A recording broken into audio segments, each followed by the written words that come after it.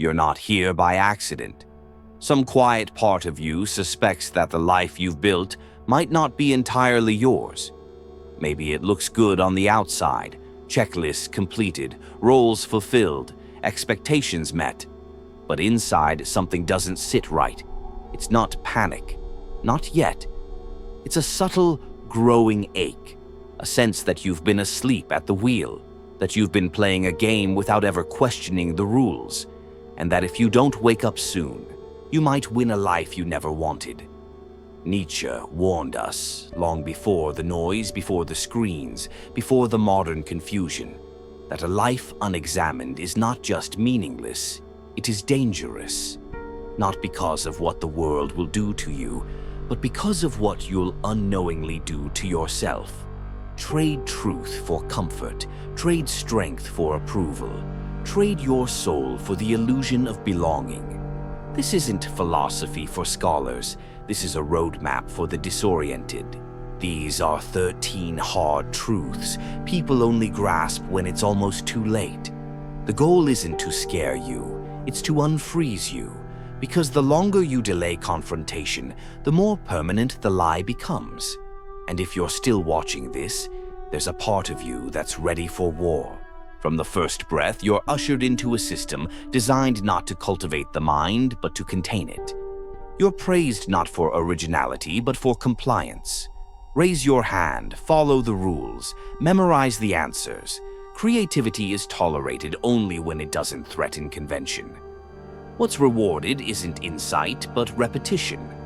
And slowly, the individual learns that safety lies not in thinking, but in mimicking. You weren't educated. You were trained. Trained to function, not to question. The system doesn't ask who you are. It tells you what to be. The tragedy. Most people don't notice until decades have passed, until they realize that every decision they made was filtered through someone else's lens. Their dreams weren't born. They were assigned. Nietzsche saw this clearly. A life governed by borrowed beliefs is a counterfeit life. You may achieve recognition, even success, but it won't be yours. Because if you've never challenged the frame, the masterpiece you think you've created is just a forgery. And the cruel irony. By the time most people recognize the lie, they've spent their best years defending it. Thinking for yourself is the first rebellion, not anger, not protest, just thought. Independent, unapproved, inconvenient thought. And that is exactly why it's so dangerous. Systems don't fear rage, they fear minds that cannot be programmed. The man who thinks cannot be controlled, and that is precisely why most people are taught never to think, only to echo. People say they want the truth. They don't. They want what's comfortable, what confirms their assumptions, what doesn't threaten their narratives. Truth in its raw form is unwelcome. It doesn't flatter, it doesn't console, it confronts. And because of that, most people will choose comfort every time, even if it kills them slowly. Nietzsche never sugarcoated it. He knew that the appetite for truth was rare, because truth demands the death of delusion. And delusion is warm. It's familiar. It's easy to live inside a lie that coddles your ego than to face a fact that shatters it. The average person would rather decorate a prison than tear down its walls. But truth waits. It doesn't knock, it breaks in, often when you least expect it. A diagnosis, a betrayal, a sudden silence where love used to be. And when it enters, it burns everything that was false. And still, people blame the fire rather than the flammable life they built. Nietzsche warned us, ignorance isn't peace, it's a ticking clock. And when it explodes, the damage is always personal. Comfort feels like safety, but it's a sedative. It numbs your instincts, it lowers your defenses, it makes you easy to control. Truth, on the other hand, makes you restless. It keeps you awake. It makes you question every smile, every belief, every plan.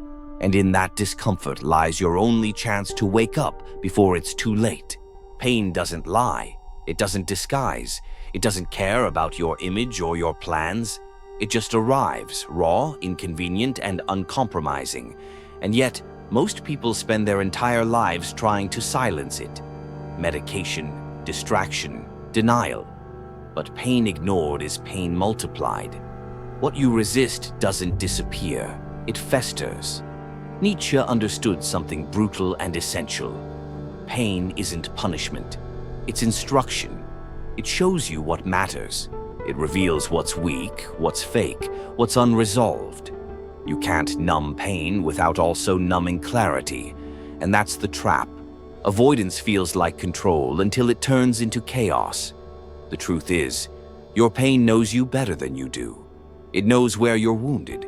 It knows what you're hiding. It knows who you're pretending to be. And if you have the courage to face it, not to fix it, just to face it, it will lead you somewhere real. Somewhere no comfort or cliché ever could. Suffering doesn't shape you. How you respond to it does.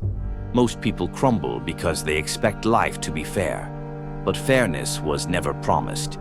Reality isn't sentimental. It gives you what you need, not what you want. And often what you need is to be broken open. Pain doesn't ruin lives. Denial does. Because when you refuse to listen, your pain has no choice but to scream. And it will scream through broken relationships, collapsed careers, chronic emptiness. Not to destroy you, but to get your attention. Most people don't listen until they lose something they thought they couldn't live without. And by then, pain is no longer a teacher. It's a grave. The crowd gives you something seductive, a sense of certainty. It tells you you're okay as long as you blend in. It gives applause, approval, identity. But at what cost? Nietzsche saw it. When you live for the crowd, you lose the one thing that mattered, your voice. Groupthink doesn't require you to think at all. It just asks for obedience in exchange for safety.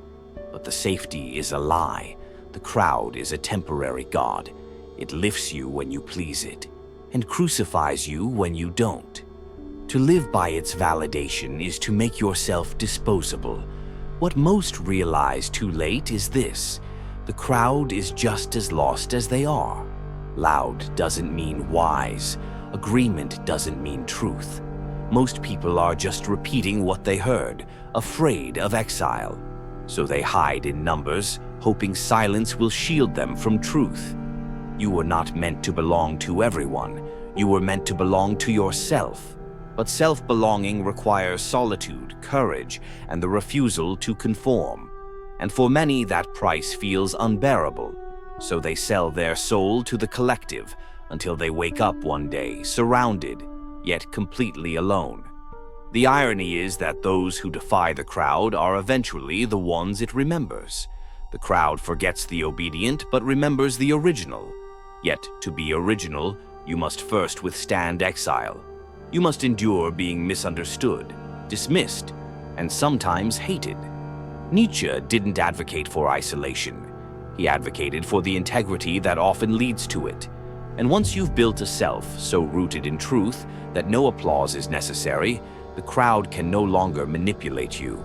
You're no longer its subject. You've become its mirror. They told you to be kind, to share, to keep the peace. But they forgot to mention kindness without strength is an open wound. Nietzsche didn't romanticize weakness. He saw that when kindness lacks boundaries, it becomes bait. Predators don't admire generosity. They see it as a signal, a soft target. And in a world where taking is easier than earning, you'll be emptied faster than you can replenish. People will keep asking, and you'll keep giving, thinking that love is sacrifice. But love isn't depletion. It's discernment. You cannot be kind to others while betraying yourself. That's not virtue. That's masochism. And eventually, even the kindest souls rot from neglect. They grow bitter, resentful, hollow. Because giving without limits isn't selfless, it's suicidal. Power and kindness are not enemies. They are twins. Without strength, your kindness becomes currency in someone else's game. But when your kindness is protected by steel, it becomes something sacred, unshakable. Most don't learn this until betrayal poisons their goodwill, and they're left wondering why being good always left them bleeding. True kindness doesn't ask you to become small. It asks you to remain whole while choosing to give. When you say yes, it must be backed by the power to say no. Without that power, your yes means nothing. It's submission dressed in virtue. Nietzsche knew that real compassion comes with sharp edges. It sees clearly, it acts deliberately, and it never offers itself as a sacrifice to unworthy hands. People chase motivation like addicts, waiting for a spark, a sign, a high. But Nietzsche laughed at such dependency. He knew the truth. Motivation is fleeting. Discipline is eternal. Discipline is what you do when no one's watching, when you're tired, when you've lost the taste for the goal, and you do it anyway. Because discipline isn't about drive, it's about identity. You brush your teeth not because you're excited, but because you are someone who values health. You show up to your commitments because integrity is no longer negotiable. That's discipline, quiet, relentless, untouched by emotion. People fail not because they lack dreams, but because they lack rituals. They build castles in the sky with no stairs leading up. They think willpower will carry them. It won't. What carries you is who you've become through repetition, through showing up when it sucks, through refusing to negotiate with weakness. Self-respect isn't loud. It doesn't post selfies. It doesn't beg for applause. It's invisible until one day it manifests into a life no one can take from you. Most people only realize this after years of abandoned goals and self-betrayal. They didn't have a discipline problem. They had an identity crisis. To discipline yourself is to silently declare, I will not betray myself, even when no one's watching, especially when no one's watching. And once you've earned your own respect, everything else becomes optional, approval, validation, even recognition. Because when you move from your inner compass, the world's applause can't sway you, and its silence can't stop you. People will cheer for your healing as long as it doesn't outgrow theirs. They'll clap for your dreams so long as those dreams don't require them to rise as well. Growth, in its most honest form, is isolating. Because the more you evolve, the more you force others to confront their stagnation. Nietzsche knew this. He didn't write for the comfortable. He wrote for the ones crawling toward light. The ones who realize that the moment you choose to become more, you risk being seen as less, not by reality, but by those who were comfortable with your former self. You'll set boundaries and be called selfish. You'll speak your truth and be told you've changed.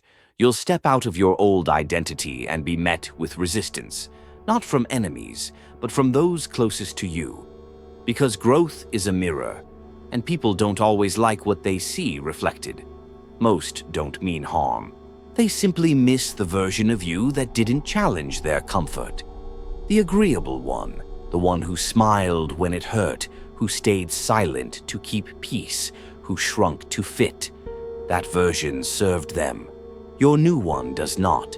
You'll be tempted to turn back, to soften your edges, to apologize for your ambition. Don't. The cost of regressing is higher than the pain of rejection. Because betraying yourself to stay liked is not love. It's self-erasure. The truth is, anyone who cannot stand beside your becoming was never truly standing beside you.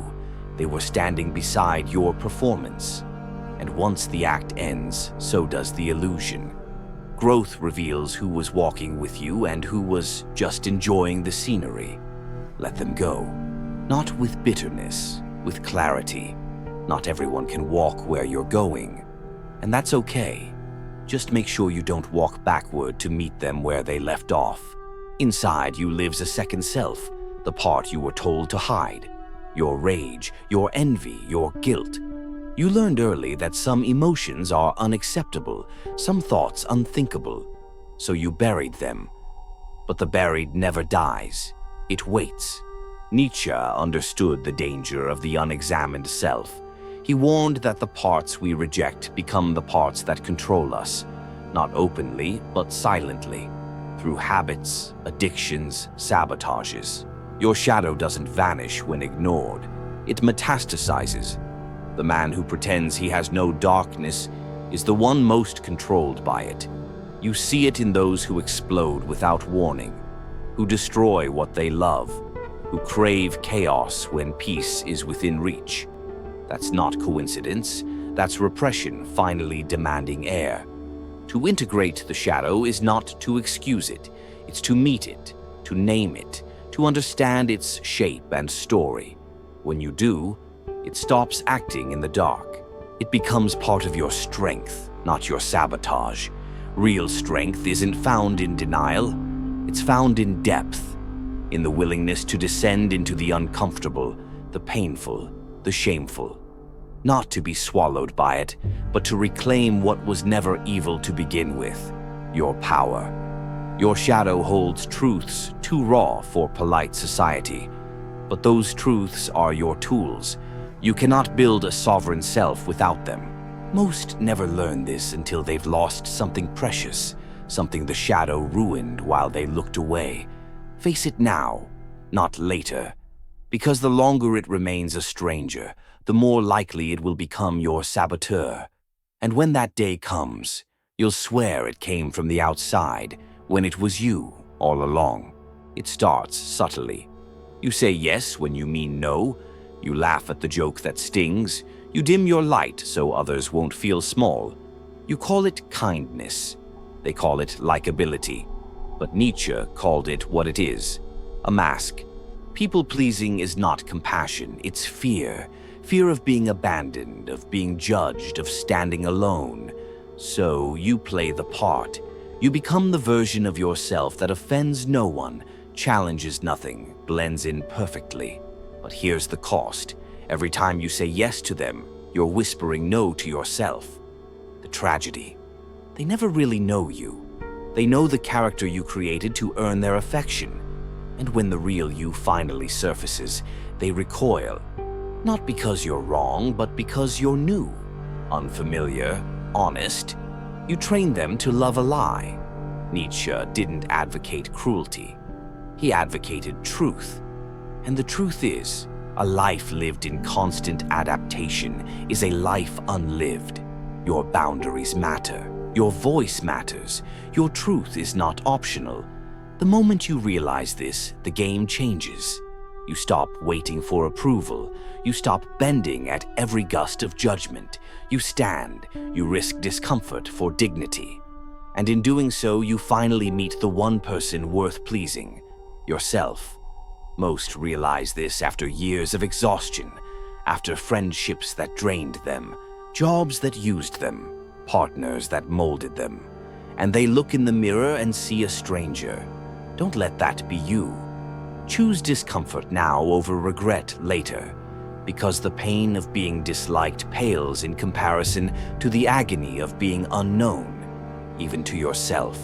You followed the rules, got the grades, landed the job, built the life everyone told you would make you happy.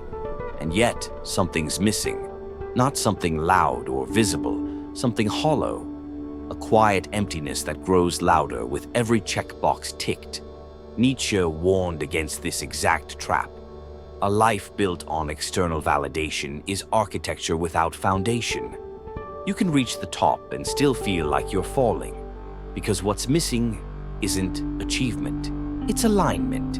You've been living a life that looks right but feels wrong. We're conditioned to think that success is about accumulation of things, titles, relationships.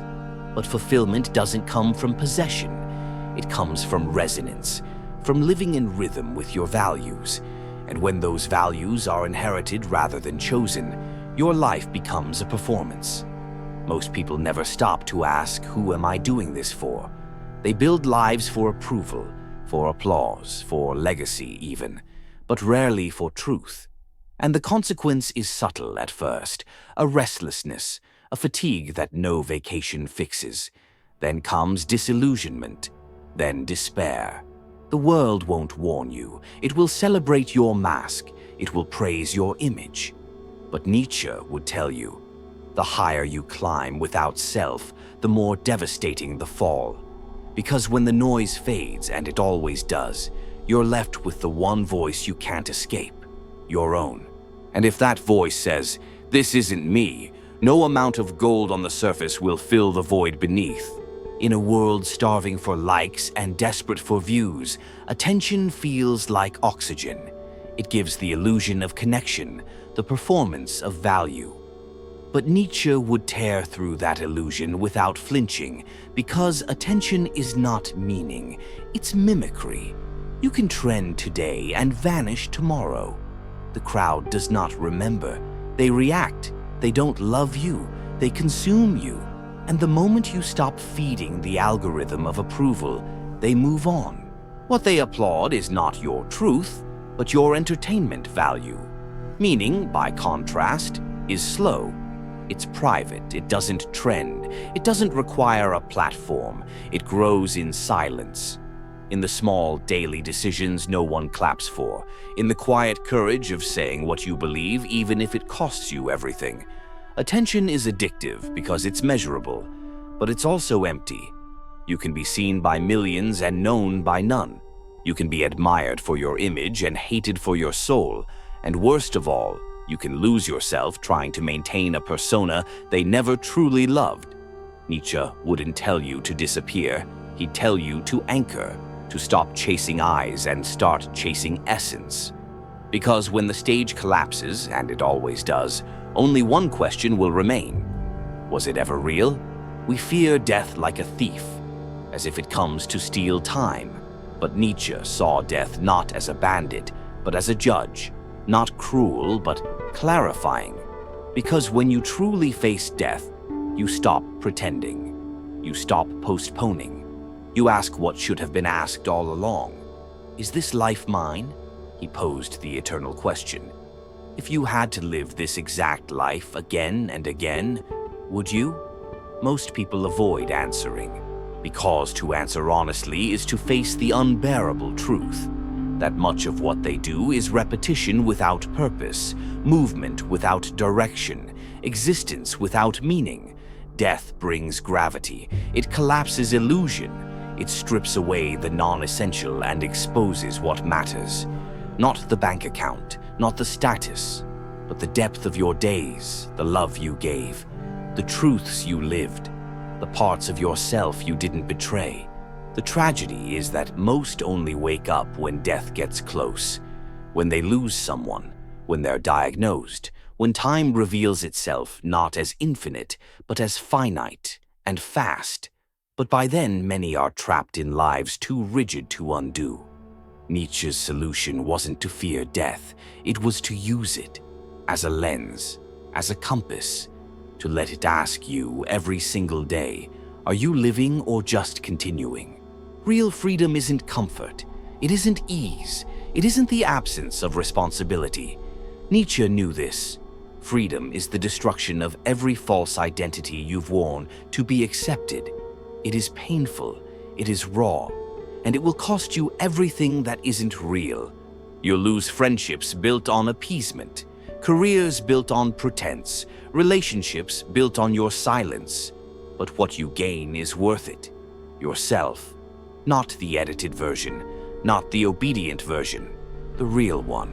The one no one claps for, but you can finally live with. Most flirt with freedom. They want the result, not the process. They want autonomy without consequence. But freedom is earned, not by declarations, but by death. Of illusions, of dependencies, of masks. It means letting go of your need to be liked. It means saying no when yes would be easier. It means being misunderstood, judged, even hated, and still choosing not to shrink. Because freedom is not about how far you can roam, it's about how honestly you can live. The final illusion is that you need to become someone. Nietzsche would say, you need to unbecome everything you're not. And in that undoing, you'll find a clarity that approval could never give. You'll stop asking, what do they want from me? And start asking, what's true? That is the beginning of a life that cannot be taken, because it was never borrowed. There's nothing comfortable about these truths. They won't hold your hand. They won't promise that everything will be okay. In fact, most of them demand a kind of violence towards illusion, towards ego, towards everything that's kept you small. And that's why people avoid them. Because once seen, they can't be unseen. Once felt, they can't be ignored. But Nietzsche didn't speak to the masses. He spoke to the few, the ones willing to burn comfort for clarity, the ones ready to betray who they were for who they could become. He knew that transformation doesn't begin with motivation. It begins with grief. The grief of realizing how much time you've spent living halfway. The grief of becoming conscious. But here's the miracle. Grief is a doorway. And on the other side isn't more pain, it's power. The kind of power that can't be taken because it was never borrowed. It was built. So don't just nod at these truths. Let them rearrange you. Because the moment you stop lying to yourself, that's when your life actually begins.